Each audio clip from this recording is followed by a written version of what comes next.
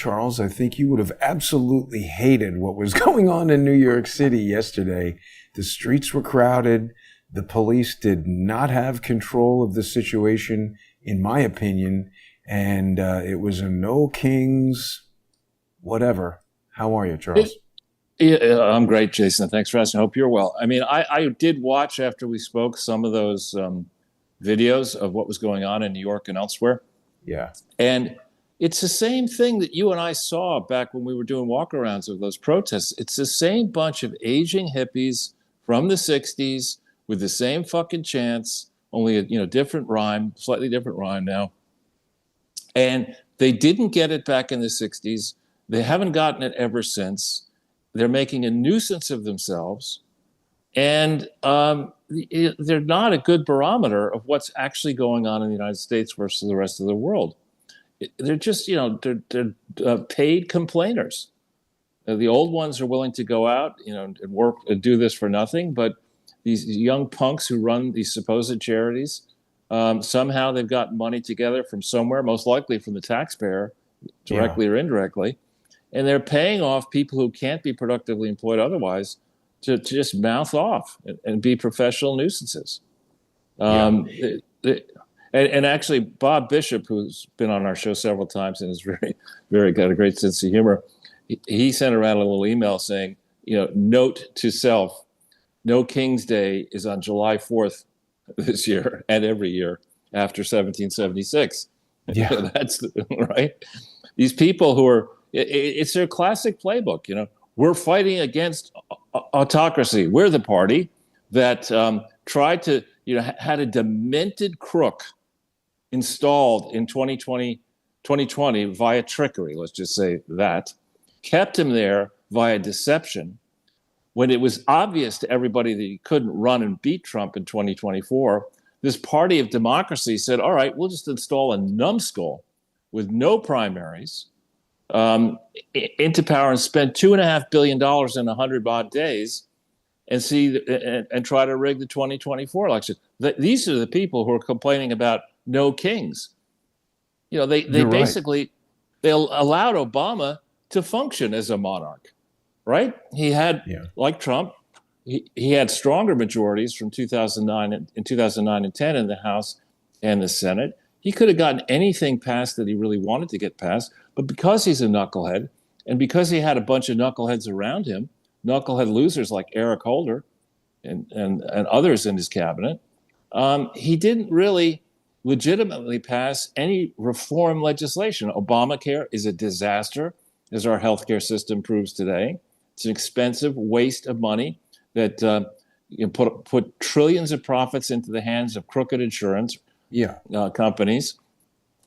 Created a system where that we're not cured. We're encouraged to go on expensive medicines, which just delay the inevitable. Instead of having one focal point of a doctor who really knows you well, you're in a system now where no single doctor can give you an answer. So you got to talk to 25 of them as you get towards the end of your life, and each of them has a different vector to consider, prescribes medicines that help maybe arrest one problem that you have, but could exacerbate another problem that you have. It's a mess. It's great for lawyers. It's great for monopolists, insurance companies. Yeah, so the very same people who decry Trump's authoritarianism are people who, if they won the lottery, would complain about it. They're just professional complainers. Well, Charles, let's just look at a little bit of this footage, because it was, Sure. It was one of these situations where there were so many people in the park. And frankly, this should be an alert to the police. If the mobile data network in New York City is overwhelmed, it's a good signal that there's too many people in one area for safety's concern. I'm not saying it's, Right. for sure, but look at how many people were jammed into Bryant Park.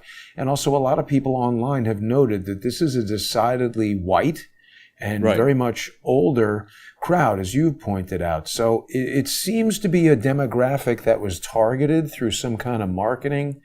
Sure. And you had pointed out that guy, what's his name, Singman or something like that, this billionaire. Yeah, Singham, yeah. Yeah, dangerous guy. I mean, they're putting all this fake nonsense together.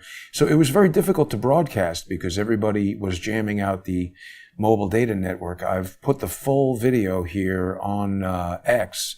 Well, basically anybody who's subscribed to the channel, people who are subscribing to me at JG_CSTT, or if people are sponsoring the show on odyssey.com/@crowdsourcethetruth, crowdsourcethetruth.substack.com, or subscribestar.com, or patreon.com/crowdsourcethetruth can watch the full hour and 9 minutes. It was oppressive, I have to say. The fact that the cops weren't in control, you couldn't really move, and not just me. To me, this was a mistake for the city to allow this because it basically shut down Fifth Avenue.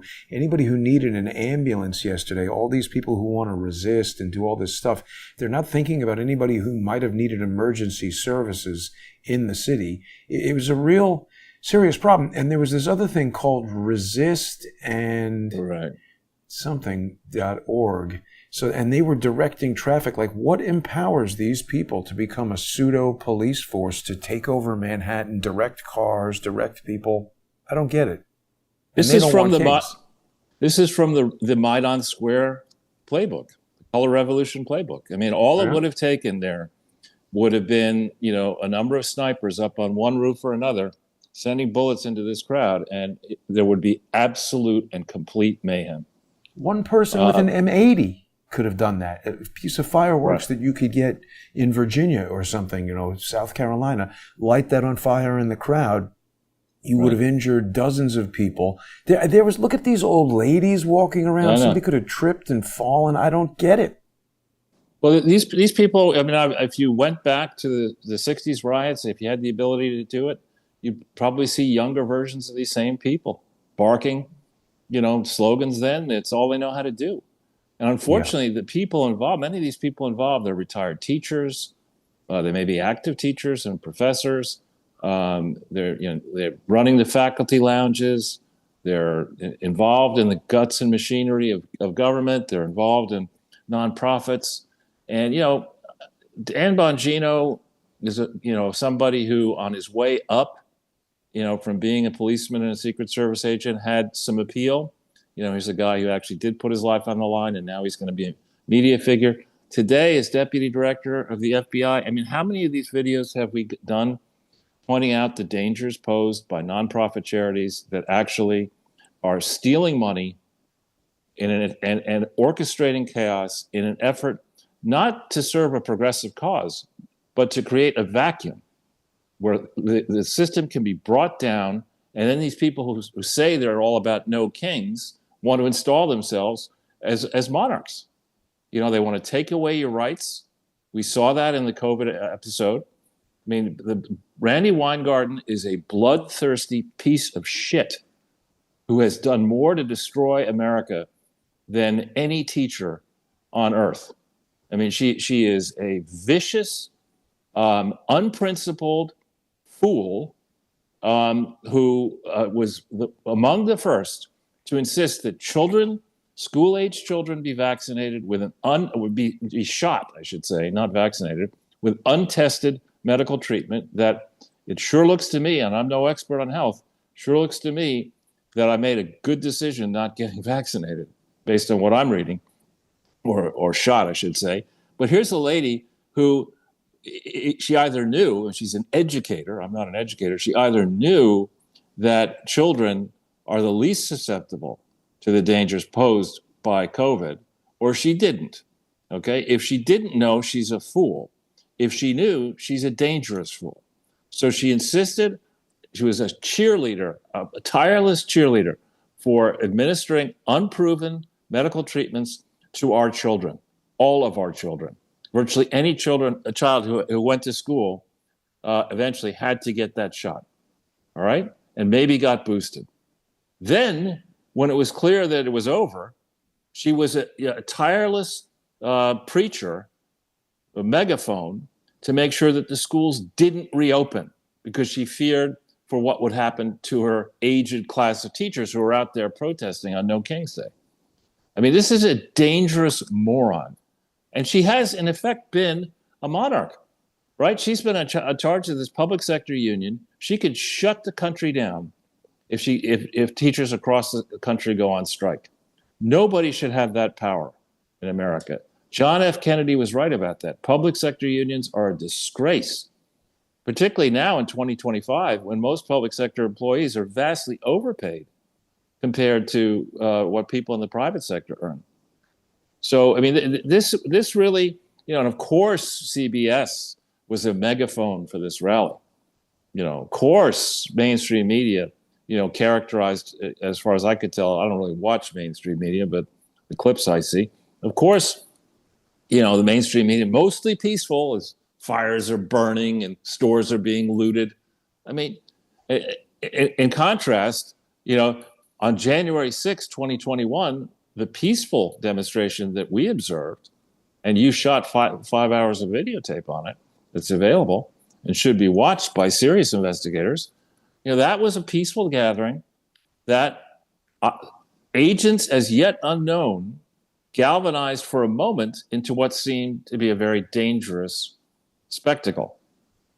But if you look at the number of people over the number of seconds and you do the math, that truly was mostly peaceful until the orchestrated moment when, again, persons unknown manufactured a pretext for the president-elect and his team of crooks to go against their political enemies, especially including Donald Trump personally. Yeah. Charles, you were mentioning CBS. There was a post earlier. I think we both like this guy. Hans Monkey was talking about how when Kyle Rittenhouse defends himself, the media brands him a murderer. But when someone shoots a bystander at a Democrat-organized rage fest, they're hailed as a designated peacekeeper, and he's retweeting. This is KUTV, which is a CBS affiliate, maybe in Utah. Yeah, Salt Lake City. Peaceful protester died after being unintentionally shot by a designated peacekeeper during a No King's Day protest. Not a riotous. This is just insane gaslighting right here. No, it truly is. I mean, what about the congressional baseball game when Steve Scalise was nearly assassinated, right? And the guy who shot him was a hard left Bernie Sanders supporter, right? He went and during what is supposed to be a good-natured bipartisan baseball game. This guy singles out Scalise and others, and Scalise is barely alive today. Okay, yeah, where's the outrage over that? He looks unhealthy when you see him, right? It's obviously he got his liver shot out or something like that. Yeah, I mean, the mainstream press, I would argue the mainstream press today is worse than the state press in North Korea. I mean, it truly is revolting. Anything that Trump does, any idea he has is dangerous, is ridiculous, is anti-constitutional. Anything that AOC says is brilliant. It's just... She's hanging out with this Zohan Mamdani. That guy is such an idiot. It's unbelievable, Charles. And, I am starting to feel like he's really being promoted, He's a product as far as I'm concerned, and he's being so heavily promoted. I'm concerned that he might actually win. There was a Mamdani Cuomo debate, and I mean, even just I didn't watch it, but even just the fact that they're putting Mamdani up against this mainstream, everybody, he's a brand name there, Cuomo. So they're putting them on equal footing by having this debate, and people who don't know anything about anything will be like, oh, we got this old kind of mafia guy versus this young socialist. They tear into each other in the final New York City mayoral debate. Well, I mean, this is a pretty fractured thing because we've got the idiot Eric Adams. I mean, these guys are all essentially Democrats, right? So some people are feeling like this could help Curtis Sliwa, but I just don't know if Curtis Sliwa has the skills, the organizational skills to run something as big as New York City. Of course, 33 is the age of Mamdani. I'm telling you, they're going to stuff him in there, and this is going to be the next mayor. New York is going to continue to deteriorate. who has looked into his background? Somebody that young has probably said a lot of very stupid things in his past. So who's been over his social media? Who is it? Who are his parents? Where did he grow up? Where did he go to college? Who is this idiot? You know, the city of New York is, as you know, big and has a big budget. What has this guy ever run? His You know, mouth. I don't like Cuomo at all, and I think he did a crap job as governor. But at least he was governor of the state. You know, and again, I'm looking at this from 10,000 miles away, literally. If you're sitting here and you have a choice of investing money in Singapore or investing it in New York City, what are you going to do? You're certainly not going to put money in New York City. You've got this guy who was 10 years old when 9/11 happened. Excuse me, he was 9 when 9/11 happened.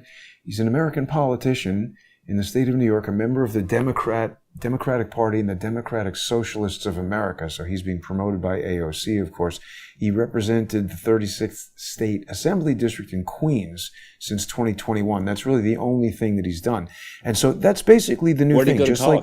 Just like they stuck Obama in there as a senator, they stick idiots like this. So he was born in Uganda. And his parents are Mahmoud Mamdani, an Indian Ugandan post-colonial studies professor at Columbia, and Mira Nair, an Indian American filmmaker. 2 idiots. His father gave him the middle name Kwame after Kwame Bayavao Nkrumah, the first prime minister of Ghana, who ruined Ghana. He absolutely ruined. I went to Ghana in 1976. I actually studied law for 3 different courses in Ghana, and I went to an impeachment trial, or I should say maybe a treason trial, where there were, I think, 7 judges of this guy, not of Nkrumah, it was some other person. 7 judges were hearing testimony in the hot sun in their fancy, English style robes, and I think 5 of them were asleep. Wow, and when this is in 1976, in the summer of 1976. And Nkrumah was a firebrand who was, led Ghana to independence. But at Ghana's independence, the Brits gave Ghana, I think, 500 million pounds of gold, which is a lot of money back then. And by the time I got after Nkrumah's rule, and it eventually ended, then there was a general. By the time I got there in 1976, you literally had to plan your life around finding food. There was in the morning, word would spread. I don't know how. There's no internet back then. Word would spread. Oh, today you might be able to get some chicken with your rice. It was destined. It had peanuts and beer. That's all they had. A certain type of food. I bet you watch a lot of soccer with peanuts and beer. No, they also had weed, actually. Peanuts, beer, and weed. Oh, that makes sense. I mean, it was so bad, and I can confess now, decades later, that I was with people who were much older than I was, so they were really into the weed. So we were smoking weed one night, drinking beer, and we all got hungry, and we decided, there's nothing to eat. What can we eat? And somebody said, well, why don't we eat some instant coffee? That's how bad. Instant coffee. I know. We were starving, and of course high and had the munchies. But I went out to somebody's favorite restaurant, and it's the only time in my life that I literally looked at the food and said, not only am I not going to eat this, I got to leave right now, or I'm going to throw up on this table. What was it? It was, I don't know. It was just, it smelled. It was disgusting. So, that's what happens when you let this Ugandan nut, they're not promoting him because they think he's going to run the city. They're promoting this idiot because that's the only way they can continue to steal the city blind. Right. Which is what I think has been going on. De Blasio's wife walked up with $800 million nobody knows about via a foundation. Andrew Cuomo's sister runs a crooked homeless foundation, a housing shelter foundation that Andrew helped found. I mean, you're going to lose with either candidate here. But the bigger picture is, again, the structural mess in New York City and New York State is so vast that even if I were 21, I wouldn't take the long view and say, well, I'll put the money in now and maybe in 30 years I'll get my money back. It is such a mess. You have Letitia James in there suing her political enemies and the president now into oblivion, stealing money at the same time, right? Excuse me, that's a template that has been set by Barack Obama, by Bill Clinton, by the Bush family. You say you're a public servant, but then out of charities, you rob the world blind. Yeah, Charles, I had an opportunity, speaking of Tish James, to finally make my way over to the surrogate court in Queens. And there were really kind of like more questions than answers about this whole 11404 Inwood Street, the property that Tish James is accused of getting involved in mortgage fraud with. I don't know what's taking so long in doing a grand jury and getting her indicted. I'm really becoming concerned about a lot of these indictments that we've been hoping for. Donald Trump got in there. The first 100 days were sort of a whirlwind, but yet there's been no significant action. It's kind of, I don't know, reminiscent of the first term. He well, in the campaign in 2016, he was pounding the Clintons in the Clinton Foundation. Right, and then he gave up when he got in there. Yeah, and similarly, I started to say on Bongino, how many different times have you and I mentioned Extinction Rebellion and Antifa? And if you can go use the FBI to round up 1,500 Trump supporters quickly, as they did after January 6th, right? Why in the hell aren't Lee Greenberg and her husband Ezra Levin, is it? Yeah. Why aren't they in prison right now? Why is George Soros free, pretending that his son isn't gay, marrying that crone, Uma Abedin, on the very day of No Kings, with Barack and Michelle Obama in attendance, Hillary and Bill Clinton there. Why are those people free? George Soros owes, much of his fortune, I would argue, to the operation of the Open Society's Foundation charity fraud scheme, where he foments chaos and then in his hedge fund shorts against companies that will be harmed, bets against the companies that will be harmed, knowing full well he's causing the harm. He knows what's coming, so he can position his shorts and make money doing that. Why is that guy free? This is such a weird look at this. I mean, first of all, Alex Soros is a disgusting weirdo, but he is a billionaire. You would think he could find some younger, attractive woman to. Why marry? First of all, what the hell is this weird dragonfly pin? I mean, this is just it's like the Addams Family wedding. I just can't get over this. How disturbing this is. He looks a bit like the young version of Prince Waleed. And he looks like the young version of George Soros. I'm convinced he's a clone. What's with those eyeglasses? He's got AI, and there's probably a computer in these eyeglasses giving him all kinds of information, I would think. Yeah. Well, I wasn't impressed with the father the several times I met him. He cheats at tennis. He's going to cheat at anything. Yeah. Everything.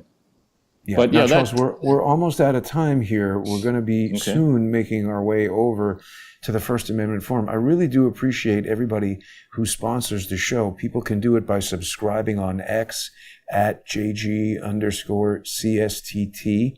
Also, everybody who's been subscribed on Odyssey.com/@crowdsourcethetruth has been getting the sponsor exclusive shows for free for months, and I appreciate everybody's sponsorship, but I'm going a little bit broke over here. So if people want to jump over to crowdsourcethetruth.substack.com or X, or to subscribestar.com or patreon.com/crowdsourcethetruth, I can't continue the type of stuff that I'm doing without your sponsorship. I don't have any kind of My Pillows being sold. People were pissed off at Mike Lindell. He had some kind of trial or hearing or something like that, where he admitted that he didn't have any evidence.